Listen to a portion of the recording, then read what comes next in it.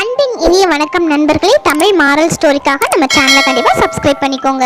ஆந்திர பிரதேஷ் காட்டு பகுதியில மலைவாழ் மக்கள் சிலர் வாழ்ந்து வந்தாங்க.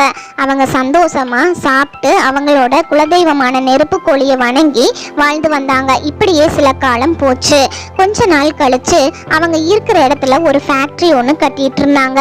அப்ப அந்த ஃபேக்டரியோட ஓனர் வந்துட்டு, நீங்கெல்லாம் இங்கிருந்து காலி பண்ணணும், நான் இங்க ஃபேக்டரி கட்டுறேன் அப்படின்னு சொன்னாங்க. அதுக்கு எல்லாரும், நாங்க எப்படிங்க ஐயா இங்கிருந்து காலி பண்ண முடியும், இது எங்களோட சொந்த நிலம் அப்படின்னு சொல்லி ஆர்கியூ பண்ணாங்க.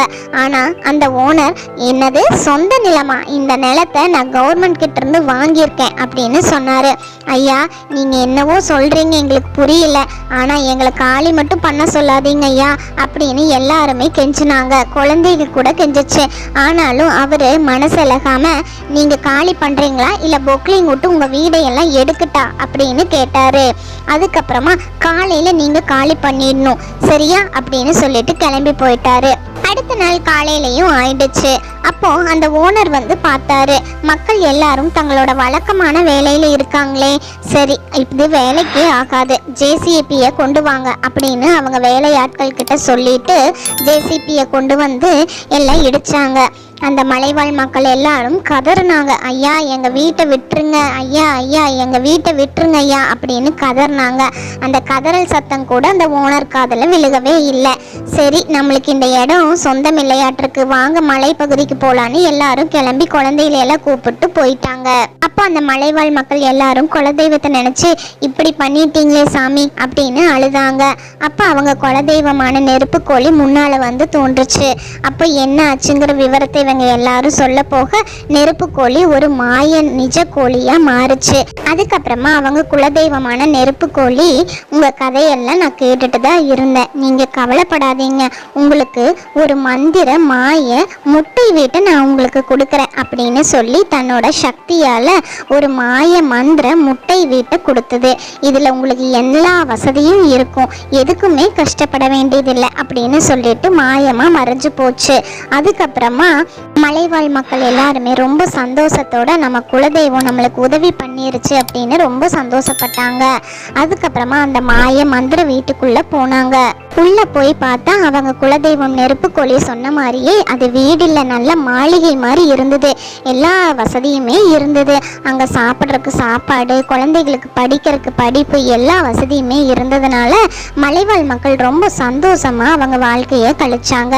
இப்படி குழந்தைகள் விளையாண்டு நல்லா இருந்தாங்க. ஒரு நாள் காத்து பயங்கரமா அடிச்சுது. குழந்தைகள்லாம் வெளியே விளையாண்டு இருக்காங்கன்னு, பசங்களா வாங்க உள்ள அப்படின்னு சொல்லி அவங்க அப்பா அம்மார்கள் வந்து கூப்பிட்டாங்க. அப்ப பசங்களும் வீட்டுக்குள்ள வந்தாங்க. சரிவா குழந்தைகள்லாம் உள்ள போயிட்டாங்க, நம்மளும் உள்ள போலான்னு சொல்லிட்டு உள்ள போகும்போது வெளியிருந்து ஒரு சத்தம் கேட்டுச்சு. யார் அது, யாரோ கத்துறாங்க அப்படின்னு திரும்பி பார்த்தாங்க. அப்போ அங்க எதிர்த்தாப்புல இருந்த ஃபேக்டரி கீழே விழுந்து கிடந்தது. புயல் காத்து வீசினால அந்த ஃபேக்டரியே உடஞ்சு போச்சு. அங்கிருந்து வேலை செஞ்ச மக்கள் எல்லாமே ஃபேக்டரிக்குள்ள மூழ்கிட்டாங்க. இந்த ஃபேக்டரியோட ஓனர் கூட இடிபாடுல சிக்கிட்டாரு. ஐயோ என்னை காப்பாத்துங்கன்னு கதறினாரு. அப்ப அந்த மலைவாழ் மக்கள் வந்துட்டு பழசையெல்லாம் நினைச்சு பார்க்காம, சார் இருங்க சார் நான் காப்பாத்துறேன்னு சொல்லி கை கொடுத்து எழுப்பி விட்டாங்க. அதுக்கப்புறமா எல்லாத்தையுமே காப்பாத்திட்டாங்க. அதுக்கு அந்த ஓனர் சொன்னாரு, ரொம்ப ரொம்ப நன்றிங்க, நான் உங்களுக்கு எவ்வளவோ துரோகம் செஞ்சேன், ஆனாலும் நீங்க அதையெல்லாம் மனசுல வச்சுக்காம என்ன காப்பாத்திருக்கீங்க, ரொம்ப நன்றிங்க அப்படின்னு சொன்னார். அதெல்லாம் ஒன்றும் இல்லைங்க ஐயா, எங்கள் வீட்டுக்கு வாங்கன்னு எல்லாத்தையும் கூப்பிட்டு போனார். அந்த மலைவாசி கூப்பிட்டு போய் எல்லாத்துக்கும் நடந்த கதையெல்லாம் சொல்லிட்டு இருந்தாரு. ரொம்ப ரொம்ப சாரி கேட்டுக்கிட்டாரு. பரவாயில்ல விடுங்க ஐயா அப்படின்னு சொன்னாங்க. இந்த கதையிலேருந்து நம்மளுக்கு தெரிகிற விஷயம் என்னன்னா, ஒருத்தருக்கு மனதளவில் கூட துன்பமும் துரோகமும் நினைக்கக்கூடாது. அப்படி இருந்தால் அந்த நெகட்டிவ் வைப்ரேஷன் நம்மளையே தாக்கிரும். அதனால் நம்ம நெகட்டிவாக எதுவுமே யோசிக்கக்கூடாது, எதுவுமே பண்ணக்கூடாது. நம்ம நல்லது பண்ணாதான் வருங்காலத்தில் நம்ம குழந்தைகளுக்கு புண்ணியத்தை சேர்த்து வச்ச பலன் நம்மளுக்கு கிடைக்குங்க. இந்த கதை பிடிச்சிருக்குன்னு நினைக்கிறேங்க. பிடிச்சிருந்ததுன்னா கண்டிப்பாக நம்ம சேனலுக்கு ஒரு லைக் கொடுத்து சப்ஸ்கிரைப் பண்ணுங்கள். கதைகள் மலரட்டும் உங்கள் செவிகளில். நன்றி, வணக்கம்.